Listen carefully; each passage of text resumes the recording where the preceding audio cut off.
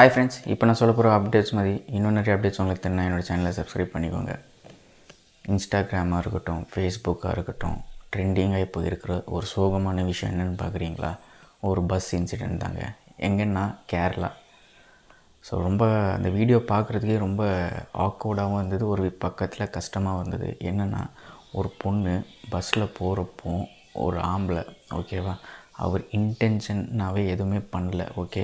But இந்த lady என்ன நினச்சிக்கிச்சுன்னா, அந்த க்ரௌடட் பஸ்ஸில் அந்த ஆம்பளை வந்து அங்கே இங்கேன்னு இவர் இந்த லேடியை மிஸ்யூஸ் பண்ணுறாரு, டச் பண்ணுறாருன்றதுக்காக வீடியோ ரெக்கார்ட் பண்ண ஆரம்பிக்கிறாங்க கேமராவில், ஓகே, செல்ஃபோன் வச்சு. அப்படி இருக்கிறப்போ என்ன ஆகுதுன்னா, வீடியோ ரெக்கார்ட் பண்ணிகிட்டே இருக்காங்க.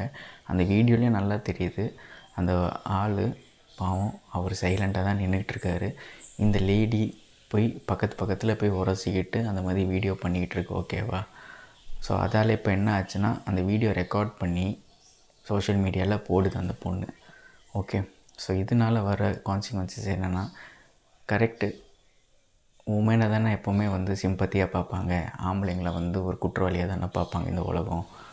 அப்படி இருக்கிறப்போ தெரியாமல் விக்டிம் ஆகுறாரு தீபக். ஆமாங்க, அந்த ஆளோட பேர் வந்து தீபக். ஸோ விக்டிம் ஆகிறப்ப என்ன ஆகுது, பயங்கரமான பேக்லாஷஸ் அவர் ஃபேமிலிக்கு வருது. அண்ட் அதெல்லாம் பார்த்து அவர் சோஷியல் மீடியாவில் ஒரு வீடியோ போடுறாரு. அண்ட் அன்ஃபார்ச்சுனேட்டாக இறந்தும் போகிறாரு, சூசைட் பண்ணிக்கிட்டார். ஸோ இப்போது இதுக்கு யார் காரணம்? சோஷியல் மீடியா நம்ம காரணமா, இல்லைனா அந்த பொண்ணு இன்டென்ஷனாக பண்ணது காரணமா?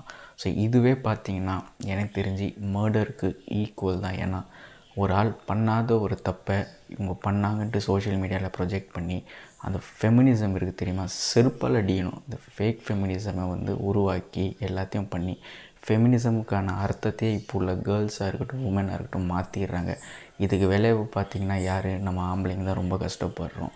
இதுக்கு ஒரு ரெண்டுமே கிடையாது. எப்போ ஒரு ஆம்பளை வந்து ப்ரூவ் ஆகுறான், இன்னோசன்ட் ப்ரூவ் ஆகிறான்னா இந்த மாதிரி ஏதாச்சும் சாக்ரிஃபைஸ் பண்ணுறப்போ தான் அவன் ப்ரூவ் ஆகுறான், இவன் பாவம் அப்படின்ட்டு. இல்லைன்னா இந்த உலகம் ஆம்பளைங்களை புரட்டி போட்டு எடுத்துருது. ரொம்ப க்ரூவல் வேர்ல்ட்.